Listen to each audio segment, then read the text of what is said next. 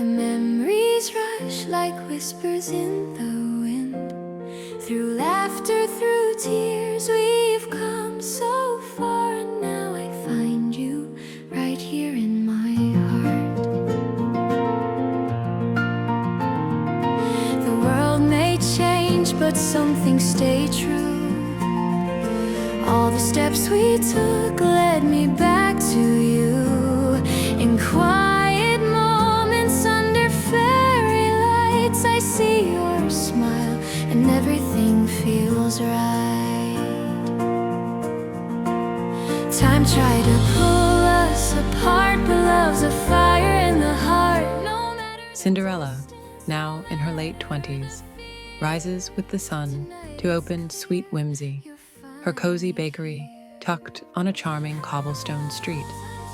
The aroma of fresh bread, cinnamon rolls, and buttery croissants fills the air, attracting locals who greet her with warm smiles. She moves with grace and efficiency behind the counter, effortlessly kneading dough and decorating pastries, her simple apron dusted with flour, her version of royal armor. Despite her serene exterior, her mind occasionally drifts to memories of Prince Alexander, their stolen dances, whispered promises, and the heartache of their separation. She had chosen a life of simplicity over palace intrigue, believing she'd never need royal luxuries or high society's approval. Yet, a small, bittersweet part of her still wonders, what if? Across town, her stepsisters, Isabella and Clarissa, are running their chain of trendy boutiques, flaunting designer dresses, glittering jewelry, and gossip that makes the townspeople's eyebrows rise. They enjoy flaunting their wealth at every opportunity, often peering into Cinderella's bakery window with smirks, as if silently challenging her to step up to their glamorous world.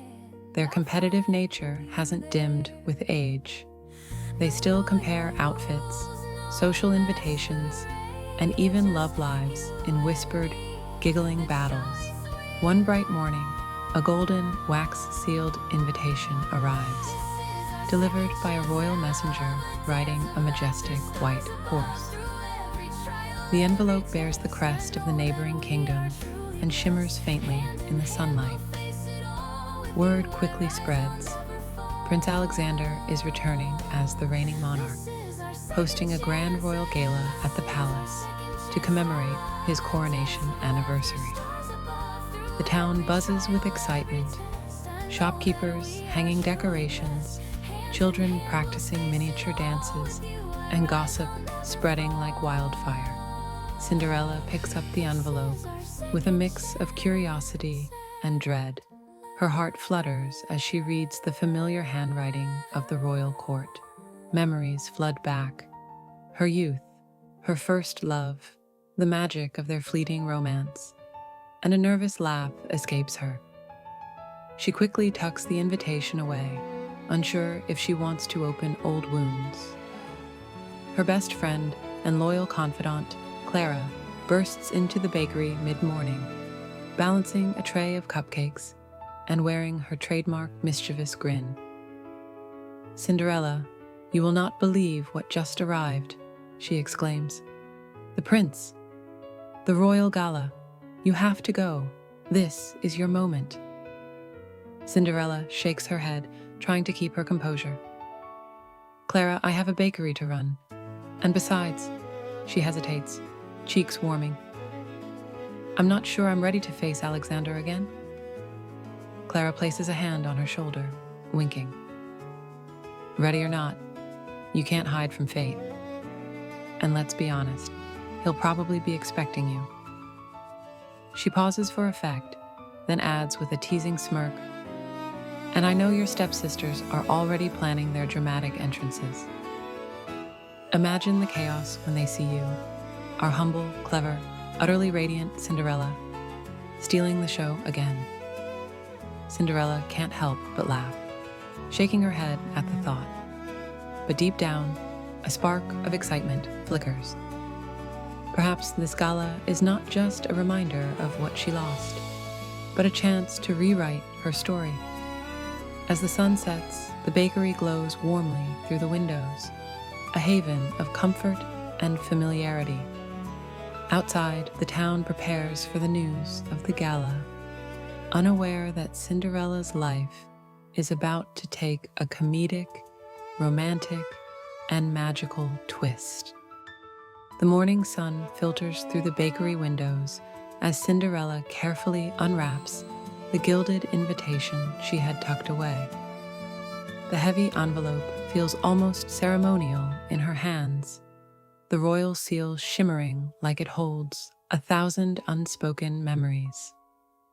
She opens it and reads, "You are cordially invited to the grand coronation gala of His Majesty, King Alexander. Your presence would be most welcome." Her fingers tremble slightly as a mix of nostalgia and anxiety washes over her. Memories of the past, Alexander's laughter, the stolen moments in the palace gardens, and the heartbreak of their separation resurface like old photographs. She sets the invitation down, unsure whether to embrace the moment or retreat into her quiet bakery life. Before she can dwell too long, Clara bursts in, holding a tray of frosted cupcakes and practically bouncing with excitement. "Cinderella, you're not going to believe this. You're invited to the gala. The prince, your prince, and yes, he is still ridiculously handsome," she gushes, leaning closer and lowering her voice as if sharing a secret. Cinderella groans, running a hand through her hair. "Clara, it's been years. I barely recognize that part of my life anymore. And honestly, I don't know if I want to step back into it." Clara taps the invitation with a mischievous grin. "Exactly. That's why it's perfect. You get to walk in there, your head high, your flour-dusted hands replaced with elegance, and show everyone, especially your stepsisters, that Cinderella still knows how to shine. Besides," she pauses for dramatic effect, "it might be fun. You know, a little adventure, a little romance, and maybe even a little chaos." Cinderella laughs despite herself, shaking her head. "Romance? Chaos? That sounds suspiciously like my life in miniature." Meanwhile, across town, Isabella and Clarissa, decked in glittering designer gowns, are plotting over champagne in their boutique. "We have to make sure he notices us first," Isabella insists, waving a manicured hand dramatically. "Cinderella can't steal the spotlight this time." Clarissa giggles, eyeing the golden invitation Clara had discreetly delivered to the sisters' shop, thanks to a well-placed messenger. "Oh, don't worry. She'll be there. And when she sees us, dazzling, glamorous, completely irresistible, she won't stand a chance." The sisters laugh, unaware that their schemes already set the stage for comedic mishaps. They practice exaggerated curtsies, overly dramatic hair flips, and even rehearse fake laughs meant to charm the prince. Their coordination is laughably chaotic, resulting in spilled champagne, tangled gowns, and Clarissa accidentally knocking over a mannequin. Back at the bakery, Cinderella sighs, clutching the invitation. "I suppose, if I go, I'll have to face him. I can't hide forever." She smiles faintly, a mix of nervousness and anticipation. Clara nudges her gently. "Exactly. And who knows? Maybe this gala will give you a second chance at everything you once dreamed of," with a little laughter along the way. Cinderella sets the invitation on the counter, her reflection in the bakery window showing a mixture of trepidation and excitement. The world outside is already buzzing with preparations for the gala. Lanterns being strung along the streets, townspeople whispering about the returning King Alexander, and her stepsisters scheming in the distance. With a final, determined breath, Cinderella begins to plan. Not just a gown, but a way to step back into the world she once left behind, ready for romance, adventure, and perhaps a little mischief. Cinderella strolls into Mirabelle's atelier, the little boutique where her loyal friend and seamstress, Mirabelle, works magic with needle and thread. The smell of fabric and lavender fills the air. Mirabelle, a sprightly woman with a sharp eye for style, greets her with a dramatic curtsy. Well, if it isn't the legendary Cinderella," Mirabelle exclaims, twirling a measuring tape around her wrist. "The kingdom whispers of your return to society. Are we going subtle, or are we going to steal the show?" Cinderella laughs, a little nervously. "Subtle, please. I don't want the prince, or anyone, to think I've suddenly transformed into royalty overnight. Just something elegant, nothing too flashy." Mirabelle claps her hands and begins pulling fabrics. Soft blush silks, delicate lace trims, and sparkling but understated beads. As she spreads them out, Cinderella feels a flicker of excitement. She begins trying on sketches and mock-ups, giggling at the absurdly oversized bows and comically long trains. Suddenly, the door bursts open. In storm Isabella, high heels clicking, dragging a trail of tulle, and behind her, Clarissa, balancing a tower of fabric swatches. "Cinderella," Isabella hisses, the tone somewhere between faux sweetness and pure competition. "I see you're planning something. Simple." How quaint Cinderella tries to step aside politely, but Mirabelle, sensing imminent chaos, gently holds her back. "Uh-oh, we're in for a show," she whispers, smirking. The next 15 minutes are pure comedic gold. Isabella accidentally knocks over a dye pot, spilling brilliant purple onto Clarissa's pristine gown. Clarissa screams in horror as the purple stain blooms across the fabric like a small modern art project. Cinderella, attempting to step out of the way, stumbles over a pile of lace rolls, sending them cascading like a snowdrift, causing everyone to slip, slide, and squeal. Mirabelle trips on a mannequin, spinning wildly and landing in a pile of chiffon, only to pop up with a victorious grin and declare, "Fashion waits for no one." Clarissa's broken heel gets stuck in a rug, and she flails dramatically across the shop like a cartoon character, while Isabella accidentally wraps herself in a curtain, wandering aimlessly until Mirabelle rescues her.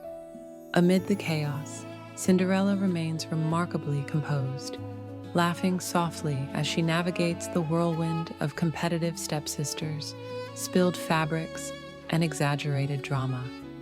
Even Mirabelle can't help but chuckle, muttering, "Cinderella, you really do have a knack for grace under pressure." Finally, after much wrangling of gowns, trims, and accessories, Cinderella settles on a muted lavender gown with subtle, sparkling embroidery and a flowing silhouette. It's elegant without being ostentatious, the perfect balance of sophistication and humility.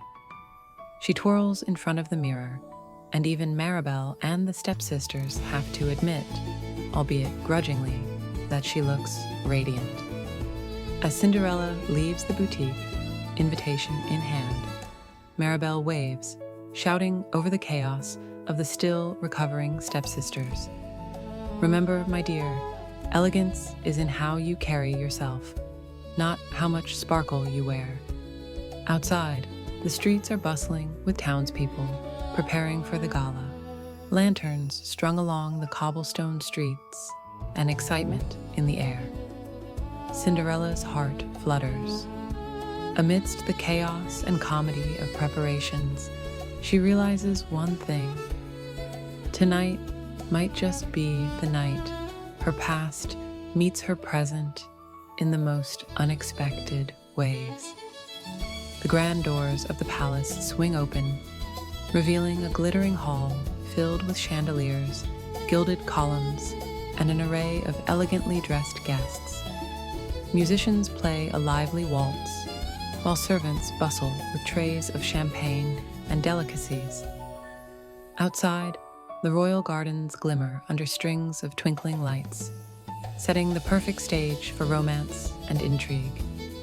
Cinderella steps inside, her lavender gown flowing gracefully, her hair pinned with delicate silver accents.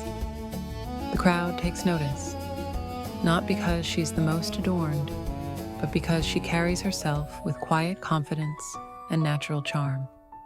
Whispered murmurs ripple through the room. Who is she? She's enchanting. At the top of the grand staircase, Prince Alexander notices her immediately. Time seems to slow. His jaw tightens, and a wave of conflicting emotions washes over him. Nostalgia, longing, and a twinge of regret. For a brief moment, he is paralyzed by the memory of their past, remembering the laughter, the stolen kisses, and the heartbreak of their separation. Meanwhile, in a quieter corner, Cinderella glances around nervously, trying not to be noticed. But her stepsisters, Isabella and Clarissa, are already scheming. Armed with hidden tricks and a flair for dramatics, they attempt to sabotage her presence in subtle, comical ways. Isabella leans over a table to spill a tray of champagne, hoping it will create a minor distraction. But instead, her arm catches on a decorative garland, sending sparkling ornaments cascading onto herself. Guests laugh as she tries to disentangle herself in a flurry of tulle and glitter. Clarissa attempts to trip Cinderella subtly with a trailing ribbon, only to hook her own gown instead, sending her crashing into a serving cart laden with hors d'oeuvres. Miniature pastries fly into the air like confetti, eliciting laughter from the onlookers. A case of mistaken identity occurs when a masked guest grabs Cinderella's hand for a dance, and she nearly twirls off balance before Alexander swoops in, steadying her with a gentle hand. She blushes, caught between embarrassment and delight. Through it all, Cinderella remains composed, her quick thinking and graceful movements turning potential disasters into moments of charm. Guests whisper about her poise, the prince's gaze lingering on her with a mixture of admiration and longing. Alexander finally approaches, offering a tentative smile. You look radiant," he says, his voice low, almost hesitant. Cinderella smiles softly, meeting his eyes. "Thank you. It's been a long time, Your Majesty." Her tone is playful but warm, hinting at both familiarity and distance. Before they can speak further, another comedic mishap unfolds. A chandelier drifts slightly, knocking over a small table of floral arrangements. The resulting chaos sends guests scurrying, yet Alexander instinctively guides Cinderella to safety. She laughs nervously, the sound reminding him why he once fell in love with her laughter and spirit. As the evening continues, it becomes clear that this gala is not just a royal event. It's a collision of past and present, of old rivalries, rekindled feelings, and unexpected comedic chaos. And for Cinderella and Alexander, the night promises more than just glittering chandeliers. It may offer the first real step toward their second chance. After narrowly avoiding another of her stepsister's blunders, this time involving a runaway serving tray, Cinderella slips into a quieter corner of the palace, a marble balcony overlooking the palace gardens, twinkling under soft lantern light. She exhales, brushing a stray lock of hair behind her ear, and for a moment lets herself breathe away from the chaos of the gala. Footsteps echo softly behind her. She turns, and there stands Alexander, looking as regal as ever, though with a hint of vulnerability in his eyes that immediately softens her nerves. "Cinderella," he begins, hesitating. "It's really good to see you again." Her heart flutters. She smiles politely, keeping her composure. "Alexander, it's been a while." An awkward pause hangs in the air. They glance around, both aware of the crowd, but secretly glad for a sliver of privacy. "So, how have you been?" Alexander asks, running a hand through his hair, a gesture she remembers all too well. Cinderella shrugs lightly, playful but measured. "Busy. Baking keeps me grounded, and it's safer than palace life. Less glitter, fewer schemes, and far fewer misunderstandings." Alexander chuckles, his tension easing slightly. "I can imagine. I've often wondered how you were, whether you were happy." She hesitates, eyes softening. "I am. I've built a life I love, but I won't lie. It's strange seeing you again. So much has changed, yet..." She trails off, a small laugh escaping. "Some things feel exactly the same." Alexander smiles, a little awkwardly. "I feel that too. Seeing you here, it's unsettling in the best way." Meanwhile, at the edge of the balcony, Isabella and Clarissa crouch behind a planter, attempting to eavesdrop on the conversation. Their whispering quickly devolves into misinterpretation. "Did you hear that?" Isabella whispers frantically. "He's talking about confessing. We have to stop her before she steals him for good." Clarissa nods, nearly knocking over a potted fern in her panic. "Quick, act like you're being helpful, but subtly sabotage." Their plotting sets up comedic chaos. A misplaced scarf, a flicked serving tray, and a near collision with the balcony railing. Guests walking by stare in confusion as the sisters scramble to save the prince from Cinderella, only making things far more humorous. Back on the balcony, Cinderella notices Alexander's gaze linger, not on the sisters, but on her calm demeanor and subtle charm. She laughs softly at one of his awkward jokes, a throwback to the playful banter they once shared, and notices the genuine warmth in his smile. Unbeknownst to them, the other gala guests are observing from a distance, noticing her elegance, wit, and ability to navigate awkward social situations gracefully. Whispers spread. Who is that woman? She's charming without even trying. Alexander clears his throat, breaking the comfortable tension. Cinderella, I hope tonight isn't just a reminder of the past. I'd like to know you again. She tilts her head, a playful smirk forming. Well, you'll have to try harder than awkward small talk to impress me. He laughs, a rich, genuine sound that makes her heart flutter, and for a brief moment, the world around them, the gala, the stepsisters, the mishaps, fades away. Yet, the evening is far from over. The stepsisters, emboldened by their misinterpretation, begin escalating their antics, plotting ever more outrageous schemes to steal Alexander's attention, while Cinderella's natural charm and humor continue to win over the guests without her even realizing it. By the end of the act, a single thought lingers in both their minds. Perhaps this unexpected reunion could lead to a second chance at something neither of them dared to hope for. The gala reaches its crescendo as the grand ballroom fills with the soft glow of chandeliers, the polished floors reflecting twinkling lights. The orchestra strikes up a waltz, and Alexander, ever the attentive host, scans the room. His gaze lands on Cinderella, who stands slightly apart, trying to blend in without drawing attention. Before she can retreat further, Alexander approaches with a gentle, confident smile. "May I have this dance?" he asks, extending his hand. Cinderella hesitates for a fraction of a second, then laughs softly. "I suppose I have no choice, Your Majesty." He chuckles, lowering his voice. "Please."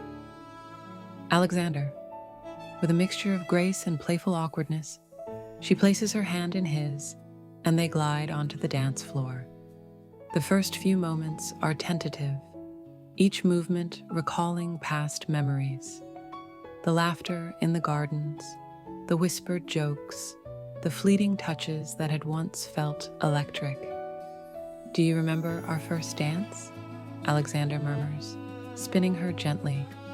Cinderella smiles, a touch of nostalgia in her eyes. "How could I forget? You kept stepping on my feet." He grins, mock offense in his expression. "You were the one spinning too fast." Laughter breaks between them, warm and effortless, bridging the gap of years.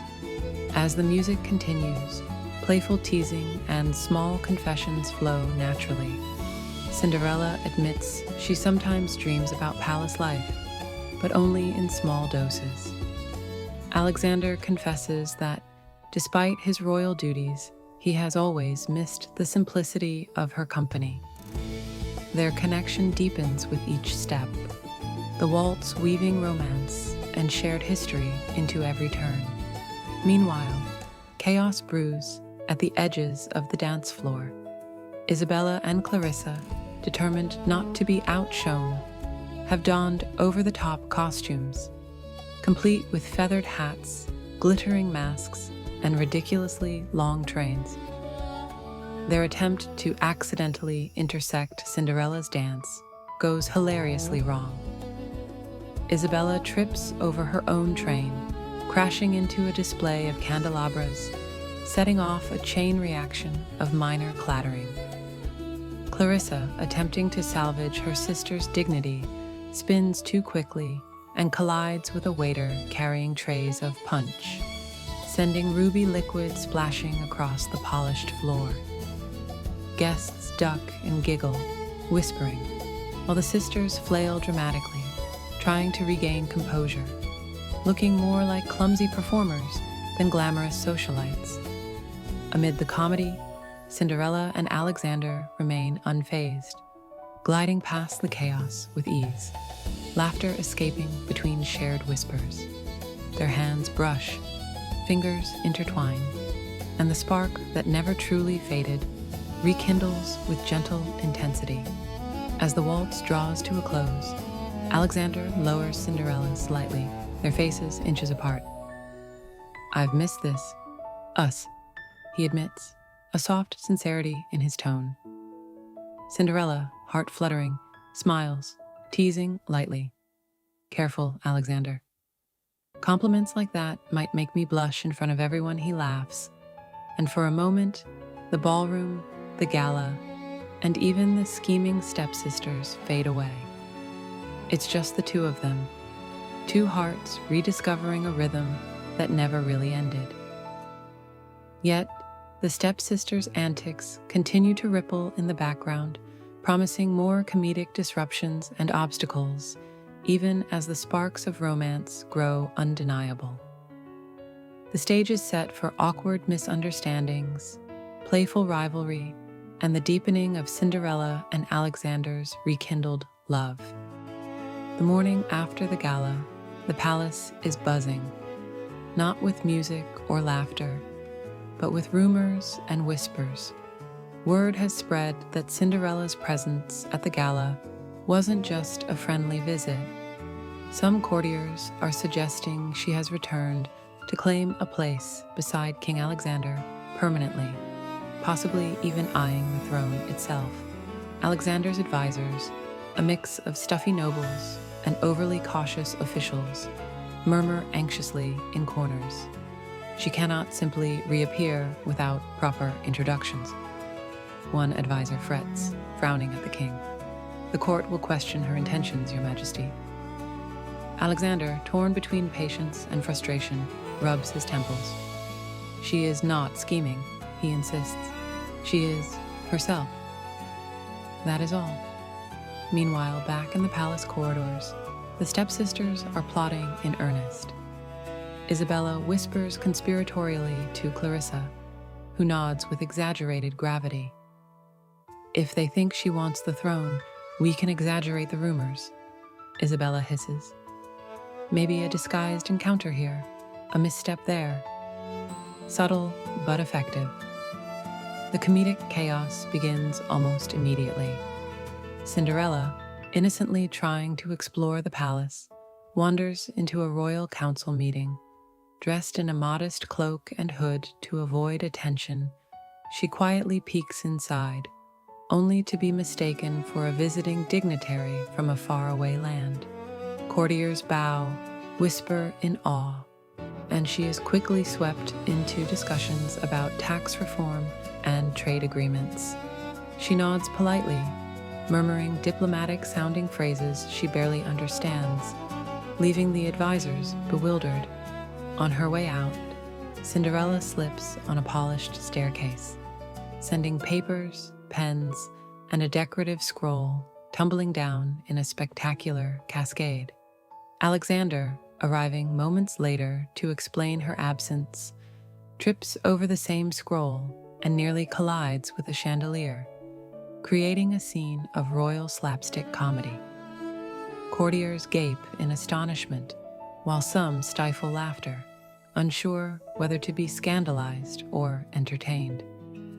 The stepsisters, observing from a balcony, misinterpret every small accident as further proof that Cinderella is cunningly plotting her way into influence. They begin whispering rumors to anyone who will listen, creating a domino effect of misunderstandings. Servants overhear fragments and repeat them to guests. Advisors overhear servants and relay warnings to Alexander. Amid the chaos, Cinderella retreats to a quiet wing, frustrated but amused.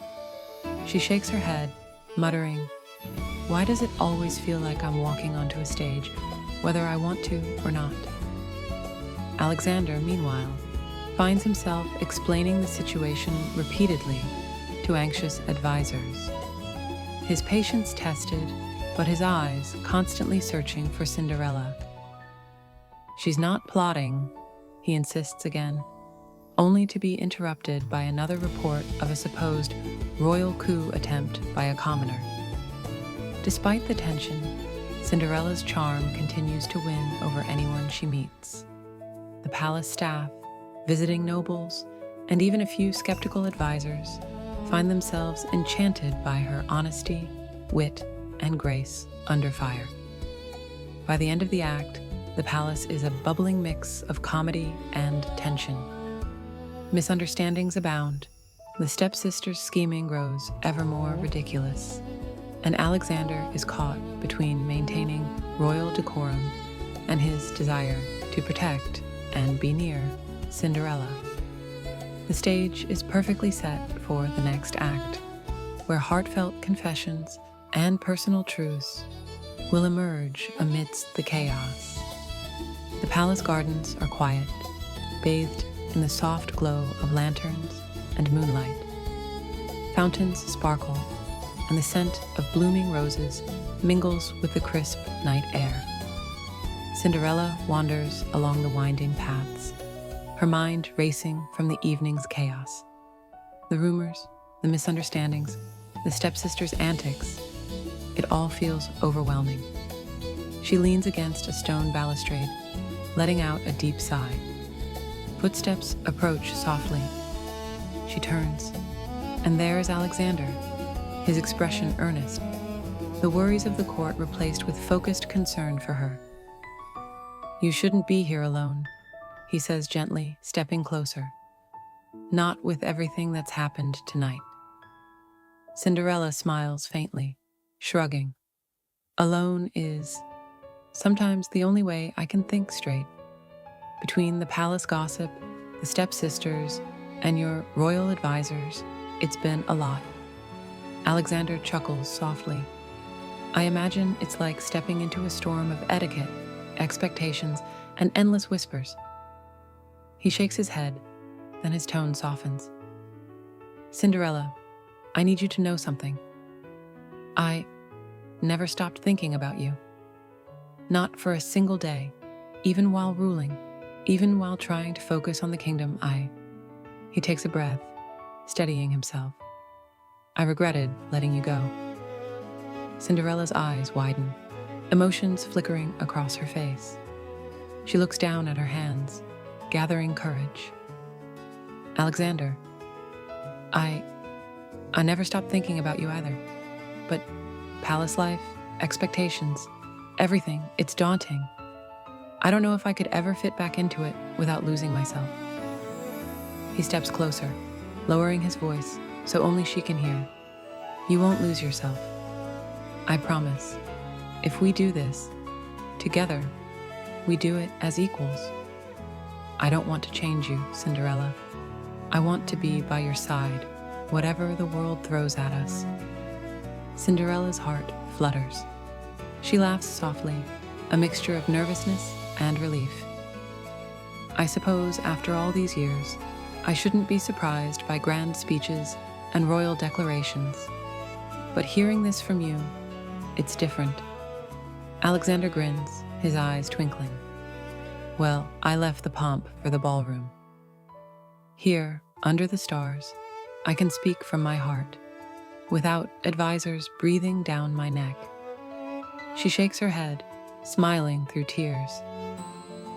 You always did know how to make an ordinary moment feel extraordinary. They stand together in the moonlit gardens, a quiet intimacy forming between them. The rumors and chaos of the palace fade away, replaced by the simple truth. Their connection is real, enduring, and worth fighting for. Alexander gently takes her hand. So, will you let me fight for us? For our second chance? Cinderella hesitates for only a heartbeat, then nods, a soft laugh escaping her lips. Yes, but only if you promise more laughter along the way. Life's too short for endless seriousness. Even for a king, he laughs, tugging her into a brief, warm embrace. I promise. Laughter, mischief, and love, everything included above them. The palace windows glow softly, the distant hum of the ballroom, a reminder of the life they are stepping back into. But in this moment, Cinderella and Alexander are simply two hearts reconnecting, ready to face the challenges and comedic mishaps of the palace together. Back in the palace ballroom, the gala continues with glittering lights, flowing music, and laughter. But the tension from earlier misunderstandings still lingers. Isabella and Clarissa, observing Cinderella from across the room, begin to notice something unexpected. It isn't just her elegance or the way Alexander looks at her. It's her kindness, composure, and the genuine joy she inspires in others.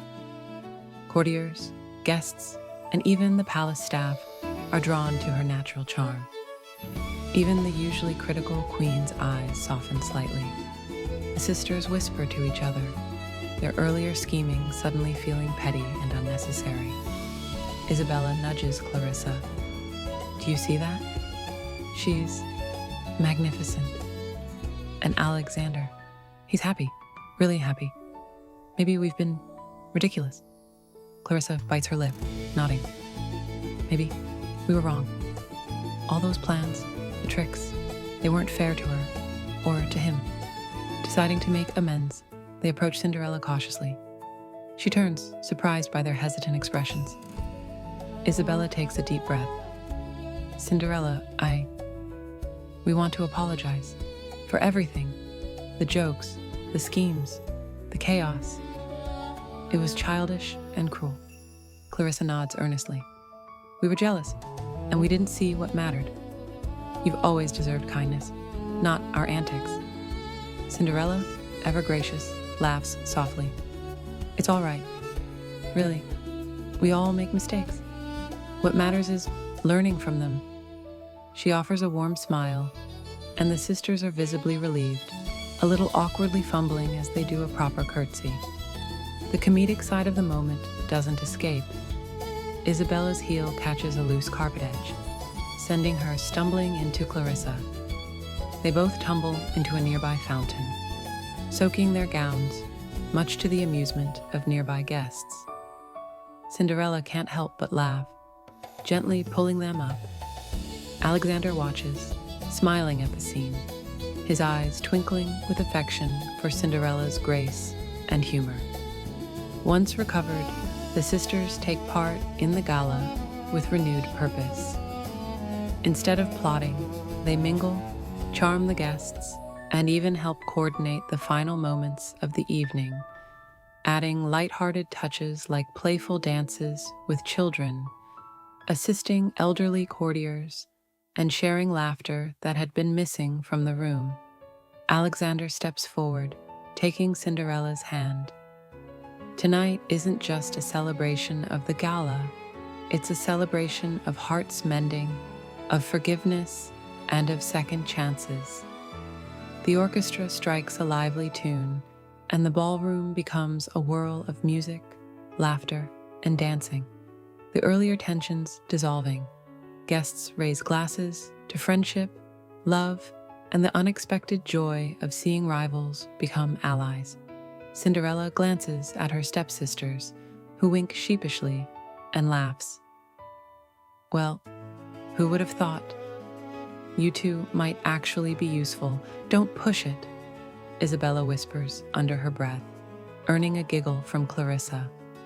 In that moment, the gala isn't just a backdrop for romance. It's a stage for personal growth, heartfelt apologies, and the joy of reconciliation. For Cinderella, Alexander, and even the stepsisters, the night becomes a symbol of forgiveness, humor, and the magic of letting go of the past. The palace is quiet after the evening's gala, though whispers still linger in hallways and corridors. Queen Isadora, Alexander's formidable mother, paces in her chambers, her silk gown swishing dramatically. "This cannot stand," she mutters, glancing at a portrait of the young Prince Alexander. That commoner, that baker, she cannot simply return and disrupt everything. It is my duty to intervene. She summons Cinderella under the guise of a polite tea, intending to subtly intimidate and dissuade her. Cinderella arrives, calm and composed, holding a small tray of pastries she had baked for the queen, an olive branch, though she doesn't yet know the queen's true intentions. "Your Majesty," Cinderella says with a polite curtsy, "thank you for seeing me." Queen Isadora fixes her with a steely gaze. "Cinderella, you have charm, yes, but do you truly understand the life you wish to enter? A life of protocol, expectation, scrutiny. And the prince, my son, is not to be distracted by whimsy." Cinderella tilts her head, her calm demeanor belying the tension. "With all due respect, Your Majesty, I never sought distraction. I only wish to share my life, honestly and with care." The queen narrows her eyes, prepared to escalate, but Alexander appears at the doorway, hands clasped behind his back, a wry smile on his face. "Mother," he says, voice calm yet playful, "I believe you're overestimating the danger of charm in good pastries." The queen bristles. "Alexander, this is serious." Alexander takes a step forward, addressing both his mother and Cinderella. Cinderella's wit, her kindness, and her cleverness are exactly what make her perfect for me. She's not here to cause chaos, but to remind me what matters. And honestly, he adds with a mischievous grin, if anyone tries to argue with her, I'd be the first to lose. Cinderella suppresses a laugh at Alexander's humor, while the queen looks on, her stern expression cracking slightly. Do you honestly think I can outmaneuver someone who once navigated your son's temper, the palace balls, and 2 scheming stepsisters without spilling tea on herself? Alexander continues, gesturing to Cinderella, who raises an eyebrow with a playful smirk. The queen exhales, her lips twitching as a reluctant laugh escapes. She shakes her head, realizing the futility of her schemes. Very well, she says, still regal but softened. Perhaps I have underestimated you, Cinderella, and your influence on my son, Cinderella, curtsies, bowing her head slightly. Thank you, Your Majesty. I only wish to bring joy and partnership, not disruption. Alexander takes Cinderella's hand, squeezing it gently. See, Mother? No chaos, except maybe a little fun. And I think we both know the palace could use some of that. The queen chuckles, a genuine smile breaking through her usual sternness. Perhaps, yes, I give my blessing, not because it is easy, but because it is clear you make him happy. And that, ultimately, is what matters most. Cinderella beams, relief and joy shining in her eyes. Alexander pulls her into a brief, tender embrace. The queen watches, her expression a mix of pride, amusement, and acceptance. The palace, once a place of tension and intrigue, now feels lighter, filled with laughter, warmth, and the promise of love that is strong enough to withstand both schemes and royal expectations. The palace gardens are alive with soft lanterns, twinkling fairy lights strung from trees, and the gentle hum of a string quartet playing a familiar waltz. Confetti drifts lazily from hidden fountains, catching the light like sparkling snow. The night air is crisp, carrying the scent of roses and freshly trimmed hedges. Cinderella steps carefully along the cobblestone path, marveling at the magical display. Alexander, what is all this? She asks, half amused, half enchanted. Alexander, wearing his characteristic mischievous grin, steps forward. Just a little something for someone extraordinary. He offers his arm, and she takes it, trying and failing not to laugh at the overly dramatic flourish he adds. As they walk, Alexander begins a playful narration. Once upon a time, a humble baker captured the heart of a prince. Then, after many adventures, schemes, and minor disasters, he pauses, winking. She let him go. But the story wasn't finished. Cinderella chuckles, shaking her head.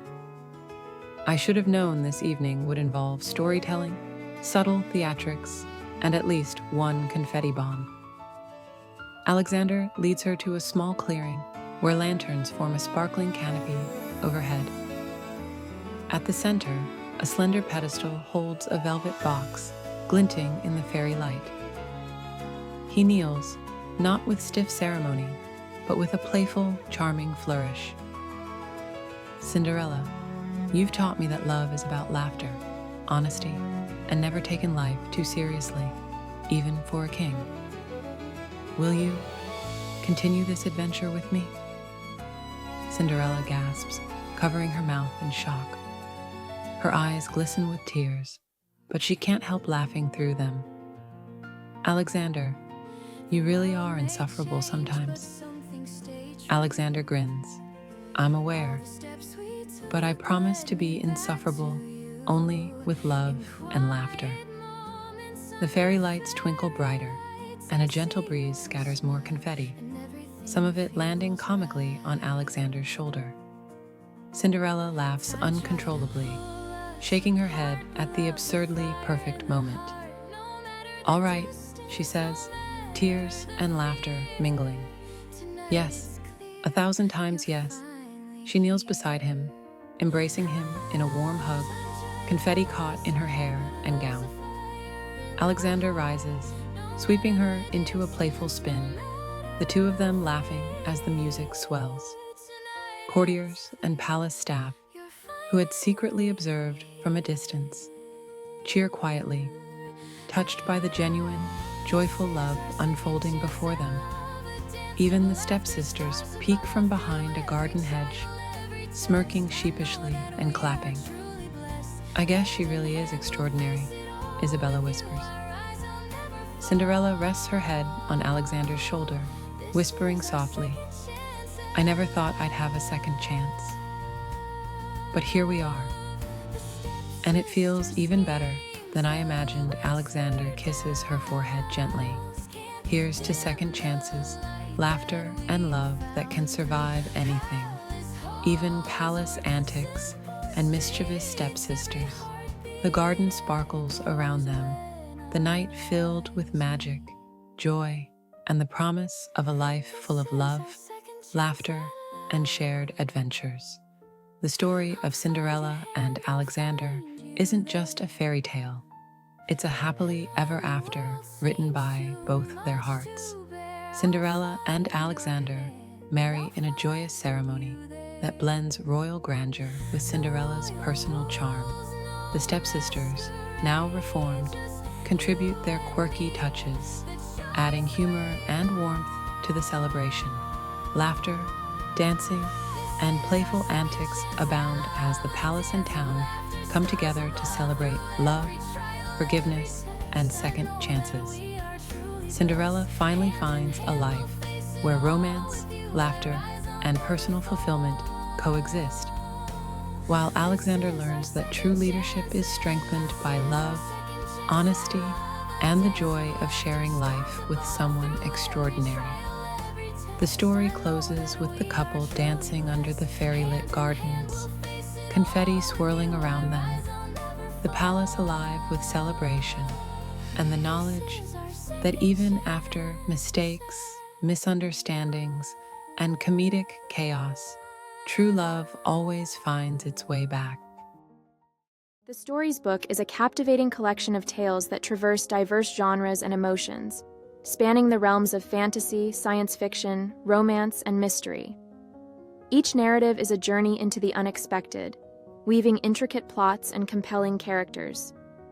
With a skillful blend of vivid imagery and thought-provoking themes, this anthology invites readers to explore the depths of imagination and discover the universal threads that connect us all. From heartwarming moments to spine, we hope you enjoyed these captivating video stories. Be sure to subscribe to our channel for more heartwarming content like this. Thanks for watching, and keep spreading the video story.